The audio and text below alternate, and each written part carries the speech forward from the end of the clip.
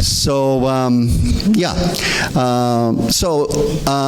I guess I am going to start the questioning by asking Robert. I know a little bit more about his story than perhaps you do, in that he didn't share the precise details of the time when Christ actually came to him and how that occurred. So I'm going to ask Robert if he would be willing to explain how that transpired. I was at the lowest point in my life. I think I just felt I had nowhere to go, and I was really in a very dark place, and really I'd had enough to be 53 years old and say, getting to the point where saying I don't want to live anymore, that everything was wrong. But I began searching the internet and found some real fire and brimstone stuff that I guess that going, well, you deserve to burn in hell for what and all that kind of stuff, But for some reason that got to me. I mean, somehow the realizing that, the fear that, this could really happen, that, that Christ has the keys to heaven and to hell. And I got, what am I going to do? And it was at that point where I could consider that Christ paid the debt of my sins on the cross, and that if I believed in him, my sins would be forgiven, and I would be adopted into his family and have eternal life. And it was a changing point, and also too that I realized that through that, I mean, sometimes people think fire and brimstone, but I realized that my actions had offended God, and it was, of course, while I hurt people, it really got to me that I offended God. And then I also started thinking of the crucifixion, where the pain and agony that Christ had to go through on the cross just changed me. It just realized that, wow, he did that for me. And, and I was just so wanting. I wanted to please the Lord rather than pleasing myself or others. Thank you, Robert. Appreciate that. More of a detailed response. Okay, this is your opportunity. If you are so inclined and have a question, it's your opportunity to ask a question. I mean, if there are none, it'll be a shorter evening, and I'm okay with that. But it is your chance.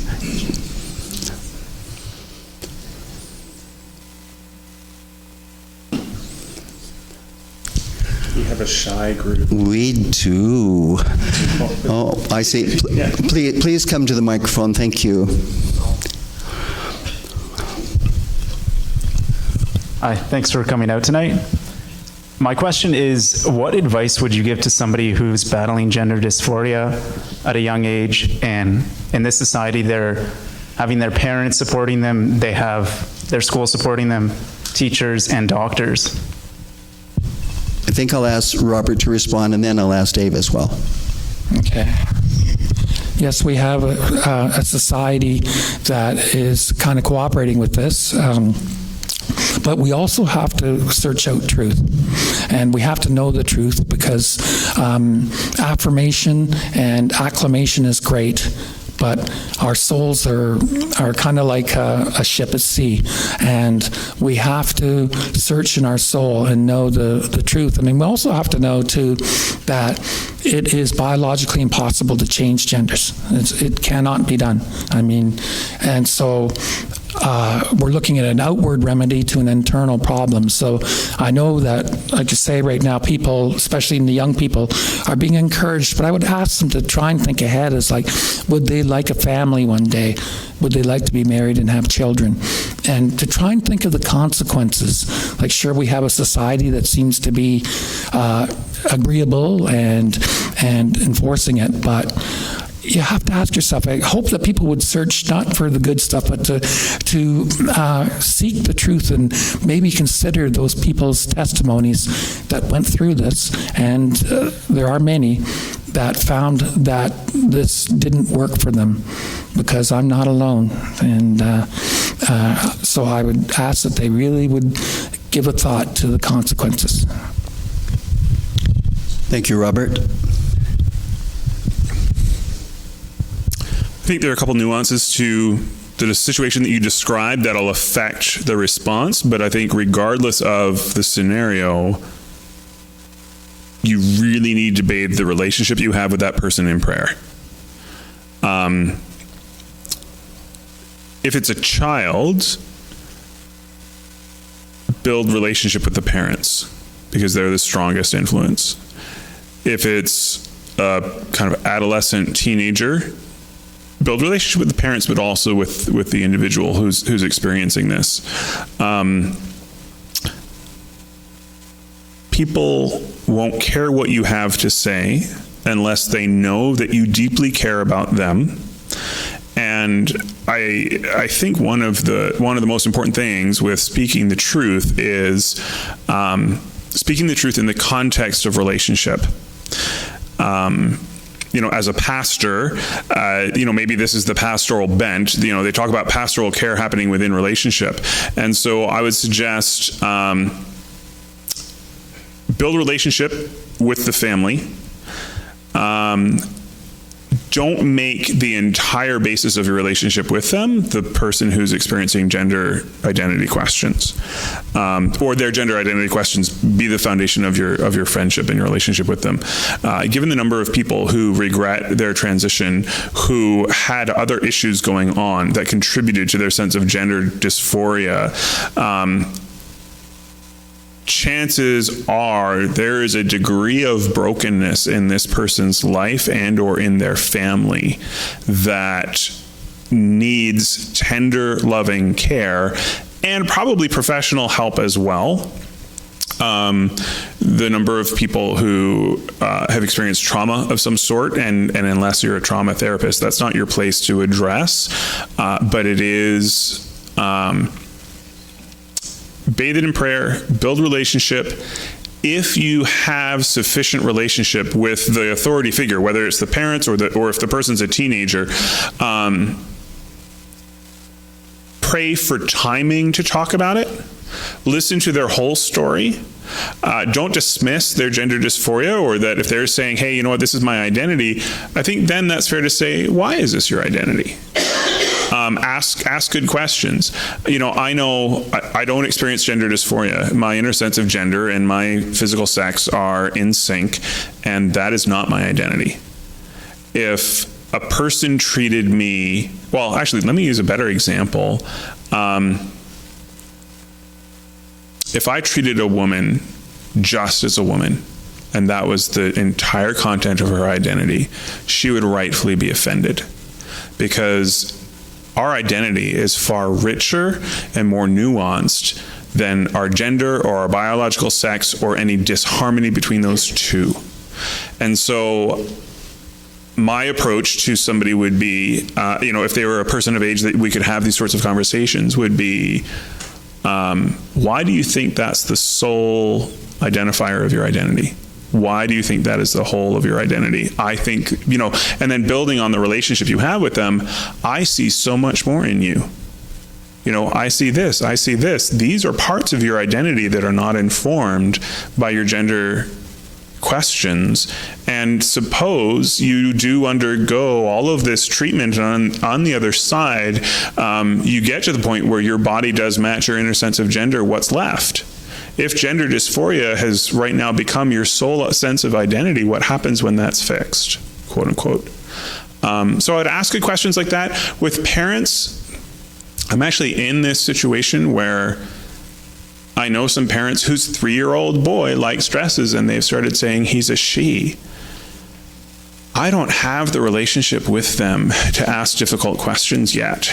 I don't know them that well. They haven't told me, but they've told 2 other people who have told me. And when they bring it up, I want to ask, tell me more about that. Why is he a she now? And as they start to explain kind of why, I would say, why does that make him a girl? And I think most of us, because we've jettisoned truth for what we feel, I think a lot of us emote our way through difficult topics. We don't think our way through difficult topics.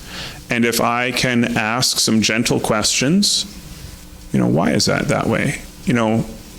Why can't he be a boy and like pink or dresses?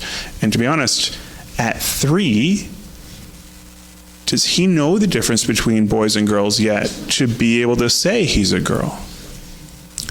And so I know in this situation, I'm kind of worried about the time that one of them says to me that this is what's happened with their son. So I'm preparing for it a lot, and I'm praying about it a lot. But I want to be able, I don't want to tell them, no, your son's a boy. I don't want to dismiss that. I don't want to tell them what is true. I want to ask them questions to have them stop and take a sober second thought. And I want to ask them, like, if this is the case, he has a long road ahead of him, or she has a long road ahead of her. Have you thought about, have you explored any of the consequences of the medication that they give? And just most of us, I can only imagine as a parent wanting to protect my child and wanting to affirm my child and love my child. And when society is telling me this is what my child is going through, I'm going to stand up to anybody who's going to tell my child otherwise, right? I'm going to protect them. And the problem is if I'm being given false information, or to give the most credit I can to the other side, there is very low statistical evidence for the success rate of these treatments. And most people don't realize that. And if I can cause them to take a sober second thought and start examining some of the evidence or lack thereof, I just want to say, look, you're making decisions for your child that have long-term consequences. Make sure you are well informed on both sides of the equation. Now, the other difficulty is that this family, they're not believers. They don't go to church. They're not Christians. So any sort of argument I make about, the way God made people or whatever, that then will actually just cause me to be dismissed, right? They will jettison me and everything I have to say that might be truthful. So again, I'm going to bathe that relationship in prayer, but I also know we're not coming from the same worldview. So that's where I would begin. But if you do know somebody in that situation, have compassion for them. Don't isolate them. I think it was interesting. Robert talked a lot about the loneliness he felt. And I think that's where it's such a shame he wasn't part of a church community. The loneliness in our culture right now is overwhelming. And the younger generation is actually, when we think of loneliness, we tend to think of senior citizens living alone in their apartment in their 80s. Actually, the loneliest age bracket right now are teens. So don't let that person ever be lonely. Make sure they know that somebody actually cares about them who isn't family. That would be my advice. Okay, Tom. No, great. Sorry. Thank you. Yeah. Thank you. Yes, Tom Ward, please.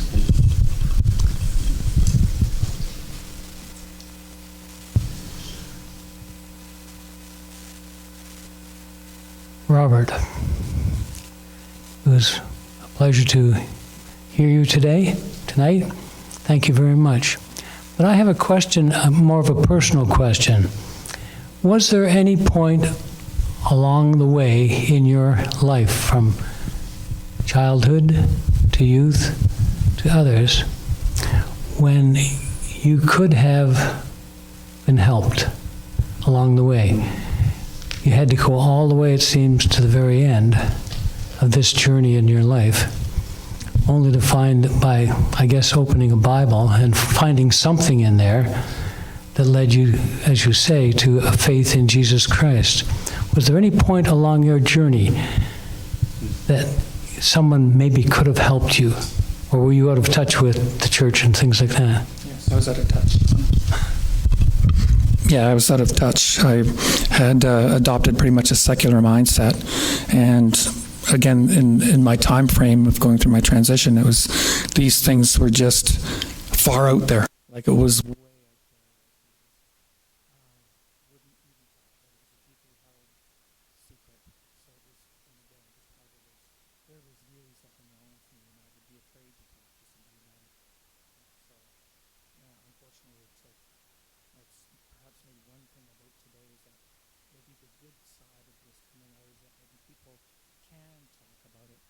really good understanding that, at least be able to talk. But for the most part, I found myself again with any kind of therapy or I was doing literature because people just didn't know. So what was it that you found? I know it says in Isaiah, his word will not return void, but will accomplish what was purposed, and there was something purposed in what you read when you opened the Bible.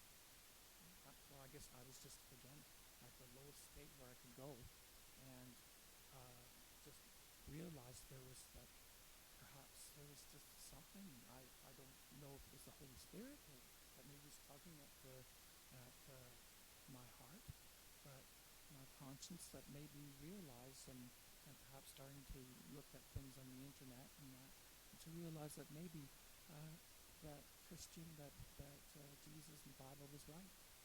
I guess because I'd gone so far the other way that there was nobody that could help me. So I really was isolated. And really there was nowhere and nobody to talk to. So yeah, it was just perhaps God's miracle. Thank you very much.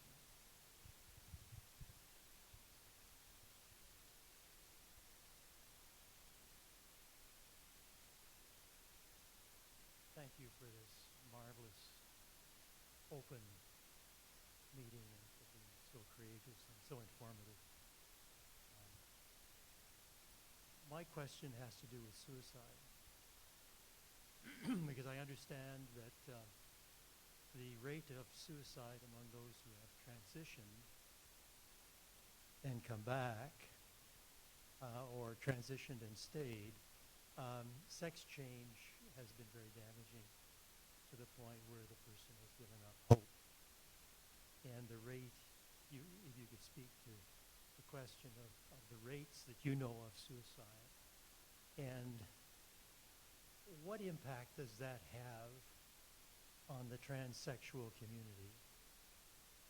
Do they talk about that openly with one another?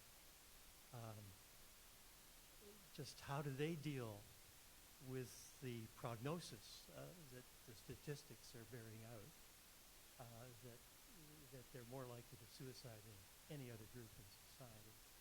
And a further question would be, how much can we as a church do about the person who is suicidal, and how much does the bigotry that we have in the church, or our position that is seen as bigotry, contribute to the hopelessness, that they don't turn to us? Or do you find, let me put it positively, what can we do to be available to those who are in that extreme? Some very excellent questions. Thank you. So, Robert, I'll ask you.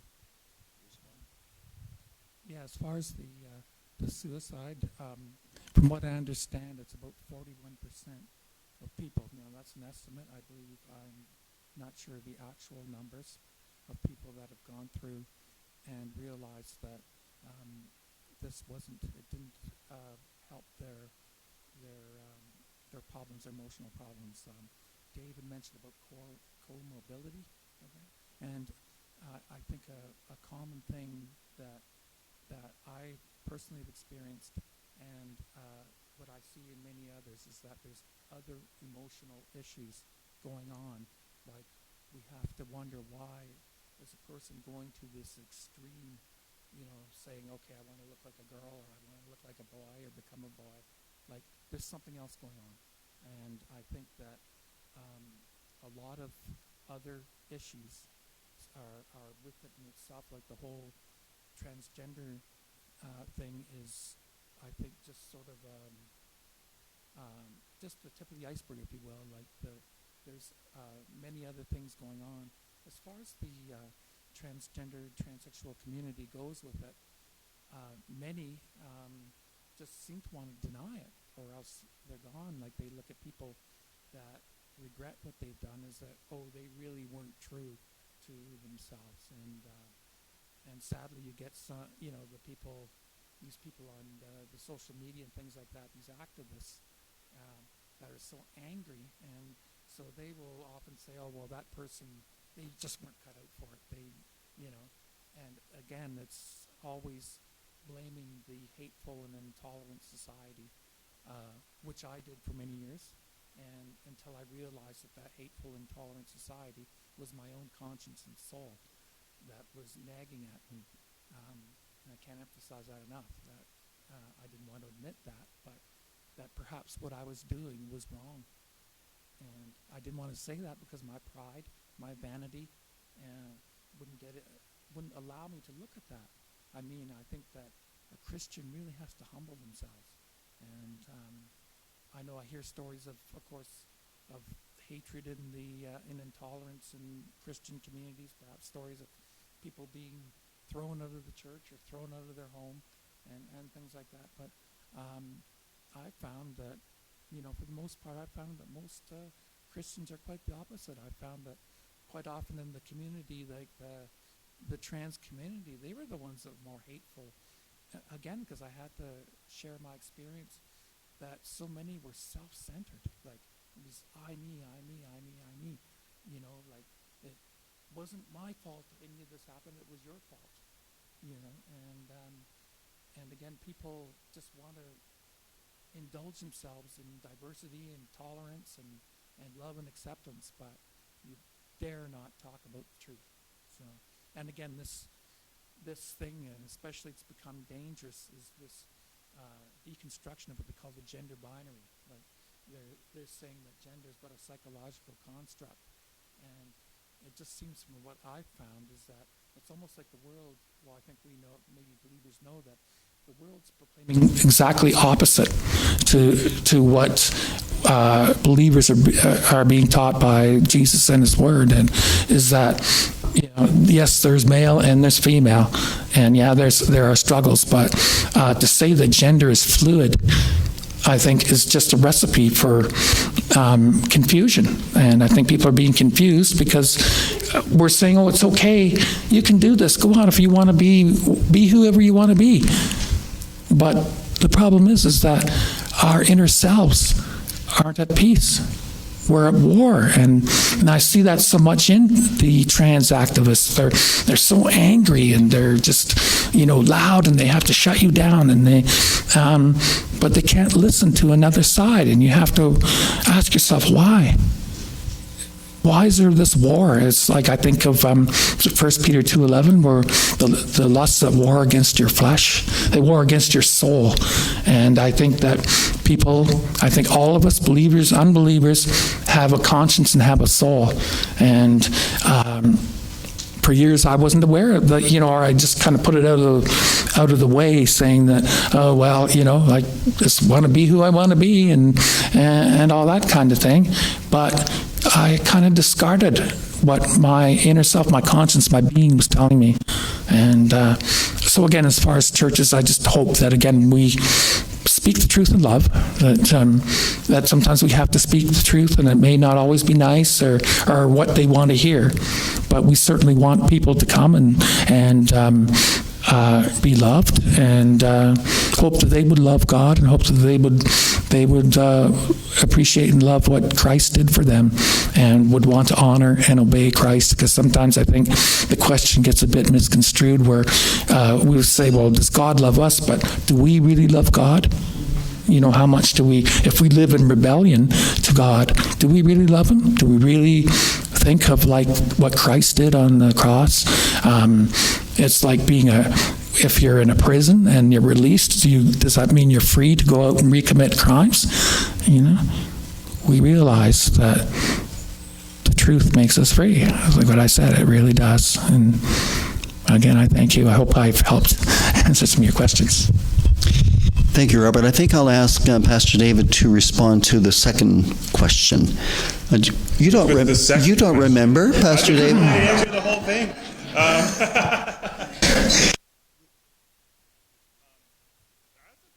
So there is a big picture question. The statistics on suicide are actually very difficult to track because within the community of people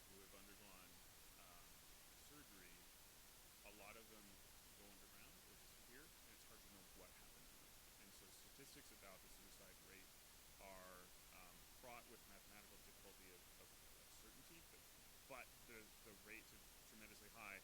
And this is part of the argument of, is this society's fault or is there something else going on? And anytime, I would even suggest that the gender reassignment surgery, even if it was something chosen, is still traumatic, and you're still dealing with trauma. And I think that needs to be addressed for post-operative patients. What can the church do? It's interesting, the transition over our culture has been from rejection of this group of people to, okay, tolerance, but now there is actually this clamoring for you need to affirm and you need to celebrate. And what I think has gotten missed is that through the tolerance stage, most people don't, it's actually, they're not affirming people with gender identity questions because they're actually apathetic. And so I think I would suggest one of the reasons for the high suicide rate is that people just don't care. People in secular society don't care anymore. You can say you're a man or a woman, you can say you're a unicorn, I don't care. And I think where the church can step into the gap and help address the issue of suicide and the crushing depression that leads to suicide is to say, regardless of your inner sense of self, we care. And so, again, getting back to the question of relationship, the first question of, how would you address this, let's say in the context of relationship, I think the church needs to learn how to value people as people, recognize their brokenness, accept them in their brokenness, and say, I wish I could remember this verse off the top of my head, God loves you just the way you are, and too much to let you stay that way. And so, if a transgender person is feeling lonely, putting community for them. For years, I lived as a bachelor, as a pastor, and I got one hug a week. There was a girl growing up in the church, a little kid whose family adopted me when I first came to church, and she would hug me every time she saw me. And if she missed church, I went 2 weeks without getting a hug. The church needs to be a place where somebody who's confused about their gender gets hugs. Where somebody who's confused about their gender misses church and somebody says, are you okay?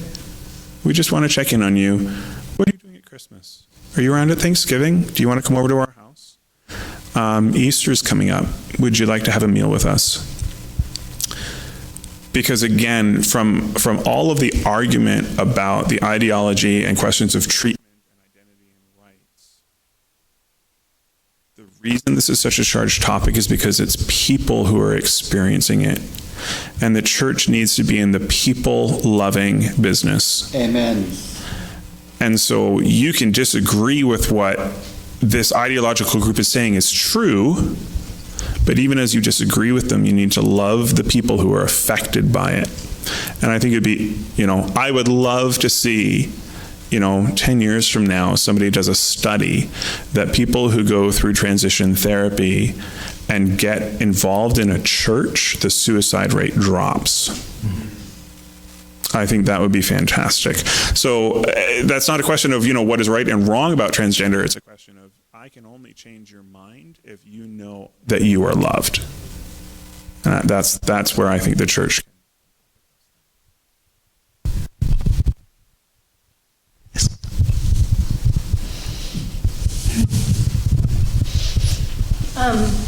Thank you very much. I want to pull together a few of your comments, Dave, and ask a question.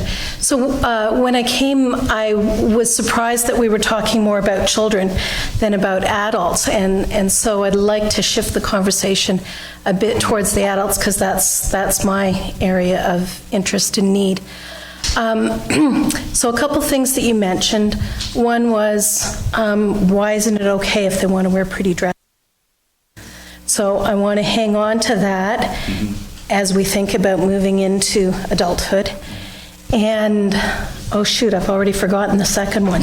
Oh, that watch and wait. So, if children are expressing a desire to be other than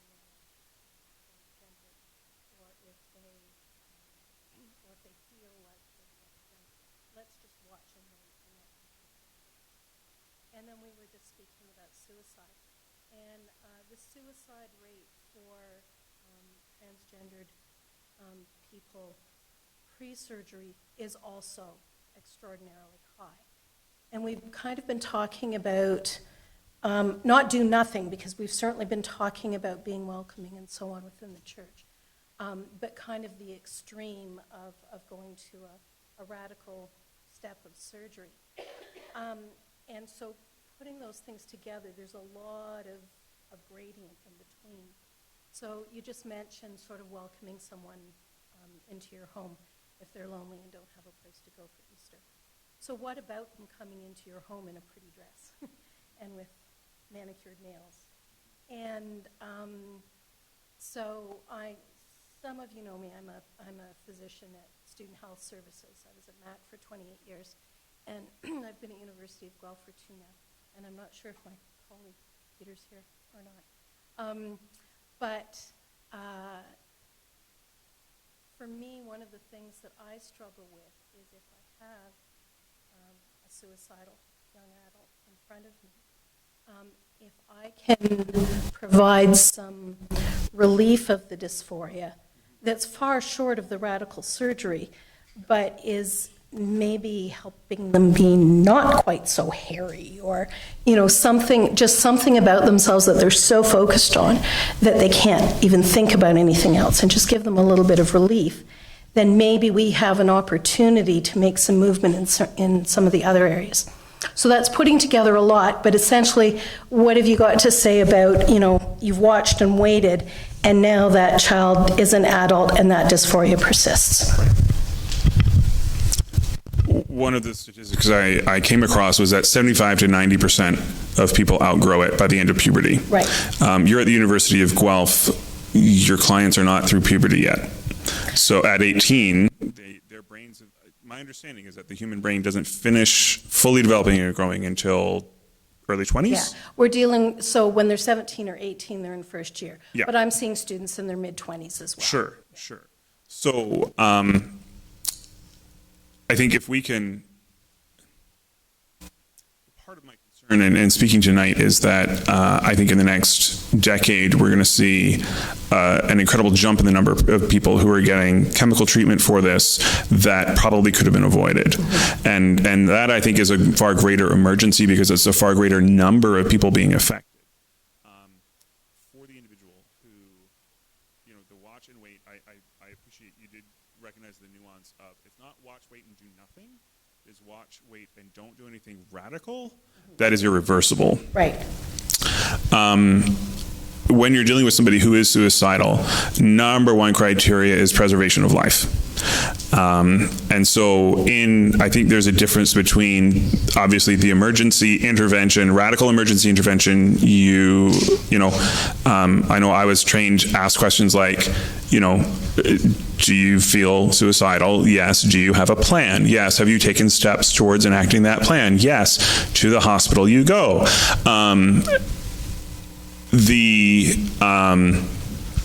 So I think obviously in that crisis situation, preservation of life is number one priority because people can't find emotional healing when they're dead.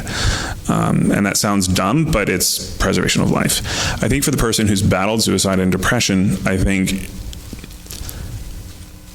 my understanding from the outside is that for people who experience gender dysphoria, this becomes the primary issue that they're obsessed with. This becomes their identity. And I realize from talking with one of your colleagues that at the university it is hard to have long-term ongoing care with the same patients sometimes because of the drop-in system and all of that. I think exploring, tell me more about yourself. Tell me what else has happened in your life. I think the comorbidity issue is so huge that isn't addressed with transgender stuff that let's say, for the sake of argument, that this person needs to go through surgery. The comorbidity issue isn't being addressed. And so even exploring that, if a person is holding out, well, I really want to go through transition therapy, are you sure that that's going to solve all your problems? maybe that will solve some of your problems, but where else do you find your identity? Where else do you find hope? What else might be causing the depression? So I'm really hesitant to tell a clinician, this is what you should do, not a doctor. But I think as healthcare professionals, you've got to be brave and resist the political pressure that this person self-identifying as transgender, that addressing that one issue is going to solve all of their problems, in the same way that somebody who feels like they're grotesquely overweight, helping them lose weight is going to solve their problems, or whatever that might be. I think the question, you actually started the question about, the person who wears frilly dresses and nail polish. Yeah, and that actually segues. So I'm fortunate to have one example of a student where we had the conversation about, not about surgery, but about other hormonal treatment, and very detailed, including what's possible, what's not reversible, what's possibly reversible, and what is likely reversible, and really a clear understanding of that. And the person came back to me a few months later and said, you know what, just having someone tell me what was possible, and knowing that I could, allowed my brain enough relief to then say, no, that isn't the direction I need to go. So where I wanted to segue that with what we're talking about is that person who is lonely and who is here in church and is evidently a male, but is in a pretty dress, manicured fingernails, and I guess how we interact with that person in terms of permitting them enough comfort in presenting the way that they feel most comfortable in order to be able to develop that relationship and move on. And I guess that's what I was asking about in terms of, how long do you have the pretty dress go on? Right. Well, I think that's, again, so the difference between clinician and church. Right.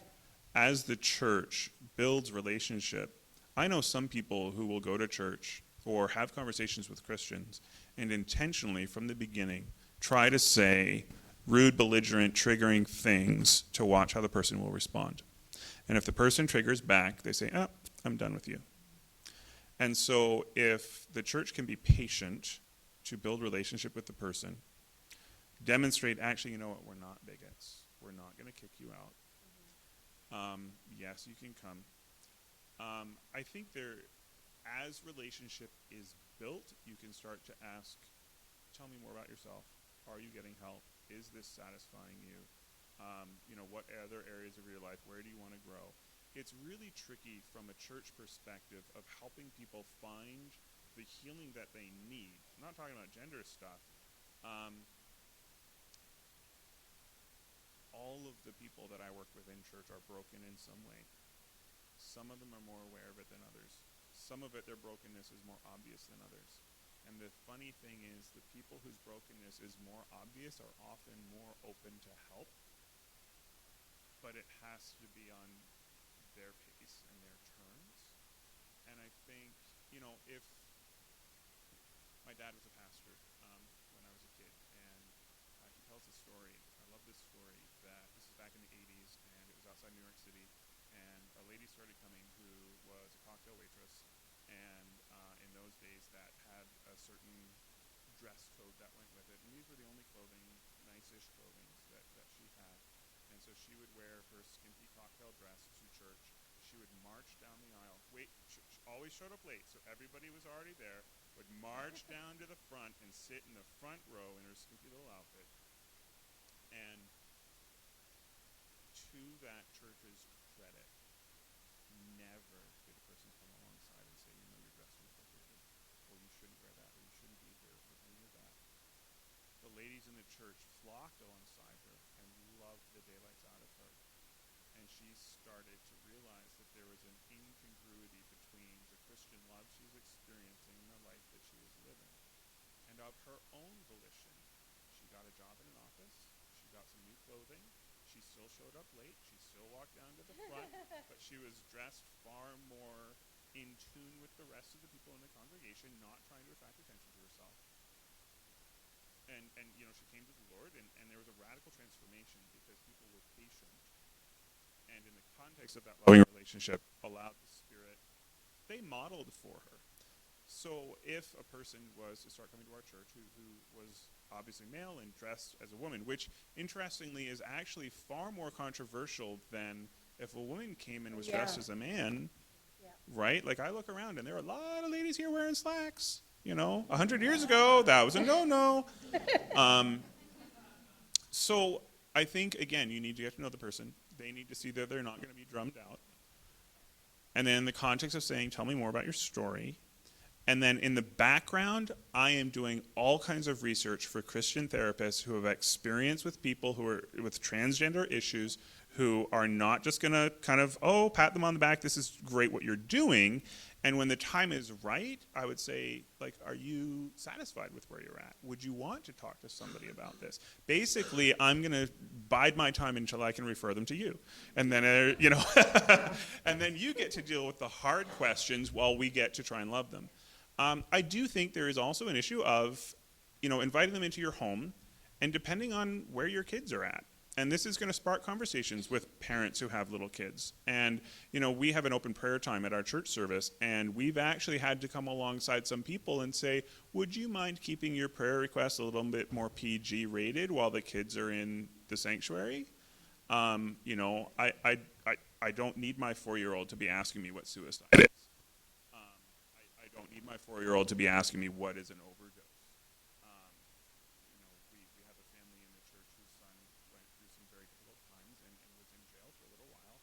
And when, you know, we talked with our daughter about this person made poor choices, and then as we drove around town and our daughter would see graffiti on a wall somewhere, she would say, oh, was that this person? Because they make poor choices. So it sparked some very good conversations, and this person became the boogeyman and source of all criminal activity in our community. So, you know, I think it means that, like, as the pastor of the church, I'm going to be having conversations with lots of people who are going to have questions about this man in the dress. And my hope, I'm going to be telling people, it is not your place to tell him how he should dress. It is not your place to tell him he does not belong here. It is your place to demonstrate to him the overpowering love of Christ, so that in that context, the Holy Spirit can, in Robert's words, bring conviction as necessary and healing where needed. So does that answer your question? Is that all helpful? Yes, thank you. All right. I'm noticing by the time that our evening has come to a close, you've been very patient. Notwithstanding, the reality is that this has been very interesting, those questions and these answers, but it is now almost 9:15, and so we're going to be dismissing. The fact of the matter is that both Robert's testimony and Pastor David's willingness to speak on the subject, both of these men in our day and age have exhibited remarkable courage for what they have done. And they've done a very fine job as well. So please thank them.